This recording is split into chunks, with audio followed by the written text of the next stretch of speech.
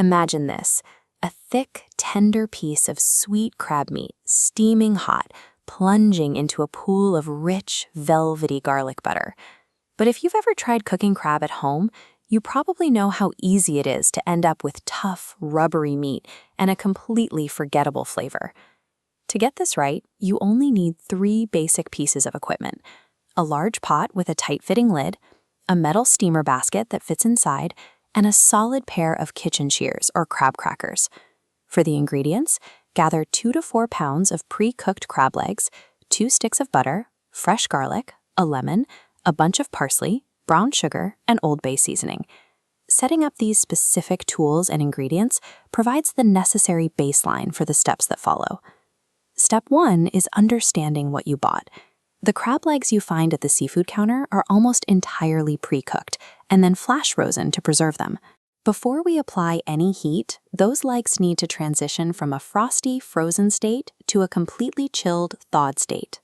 The most reliable way to do this is simply placing the crab in the refrigerator overnight. If you're short on time, you can safely speed this up by placing the legs in a colander and running them under cold tap water until the shells soften. Making sure the crab is fully thawed ensures it will heat evenly from the shell to the center. Skipping this step and tossing frozen crabs straight onto the stove is the primary reason the meat turns tough and rubbery. While the crab rests, let's build the sauce. Place a skillet on medium-low heat and drop in 2 sticks of butter to melt. Add in your minced garlic, but resist the urge to turn up the dial. Garlic burns very easily, and even a slight char will ruin the whole batch with a harsh, bitter flavor. Here's our flavor profile. Into the butter base, we mix Cajun spices, fresh lemon juice, brown sugar, and parsley. Notice how the acidic lemon and sweet sugar act as counterweights, cutting through the butter's richness so the sauce doesn't feel greasy. Grab a whisk and stir continuously until everything binds together into a thick, glossy texture. By balancing those flavors and carefully managing your temperature, you've created a stable emulsion, a sauce that will actually cling to the crab meat instead of just sliding right off. Now for the crab. You might be tempted to boil it, but dropping crab directly into boiling water washes away its natural sweetness and leaves you with waterlogged meat. Instead, try steaming. Pour 2 inches of water and lemon slices into a pot. Place the steamer basket just above the waterline. Simmer, add the thawed legs, cover, and steam for 5 minutes. If cooking straight from frozen, steam for 10 minutes. You'll know they are ready when your kitchen fills with a distinct, sweet seafood aroma, and the shells are completely hot to the touch. Remember, the meat inside was already cooked at the factory. This steam bath is just a gentle thermal transfer, carefully bringing the crab up to serving temperature without destroying its delicate structure. Turn off the heat and use a pair of tongs to transfer the hot crab legs from the basket onto a serving platter.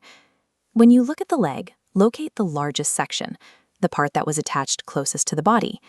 This is called the maris, and it holds the highest yield of dense meat.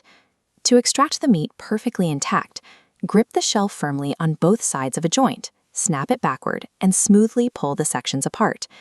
If the shells are too tough or spiky to snap by hand, grab your kitchen shears and make a lengthwise slit directly down the side of the maris so you can easily peel the shell back. Before anyone starts eating, take half of the garlic butter sauce and generously baste it over the freshly cracked shells and exposed crab meat.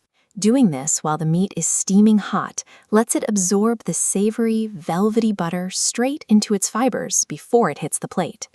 Set your platter in the center of the table, surround the legs with fresh lemon wedges, and give everyone their own individual bowl of the remaining garlic butter.